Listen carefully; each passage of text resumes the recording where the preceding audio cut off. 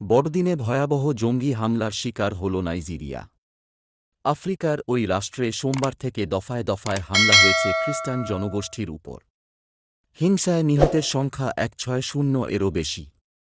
ঘটনার পিছনে ইসলামী জঙ্গি গোষ্ঠী বোকো হারাম এবং তার সহযোগী কয়েকটি সংগঠন রয়েছে বলে অভিযোগ। মধ্য নাইজেরিয়ার প্লাতিউ প্রদেশে রবিবার প্রথম হামলা শুরু হয় বলে কয়েকটি পশ্চিমী সংবাদমাধ্যম জানিয়েছে। এরপর আশপাশের কয়েকটি এলাকাতেও শুরু হয় হামলা। মূলত খ্রিস্টান এবং সনাতন আদিবাসী ধর্মাবলম্বী ২০টি জনগোষ্ঠী হামলার শিকার হন। অবাধে হত্যালীলা পাশাপাশি চলে বাড়িতে আগুন, ধর্ষণ, লুটপাটও। পরিস্থিতি সামলাতে সক্রিয় হয়েছে নাইজেরীয় সেনা। প্লাতিউ প্রদেশের বোক্কোস এলাকাতেই অন্তত ১১৩ জন নিহত হন বলে প্রকাশিত খবরে দাবি করা হয়েছে। কয়েকটি স্থানীয় দুষ্কৃতী গোষ্ঠীও হামলাও লুটপাটে জড়িত বলে জানা গিয়েছে।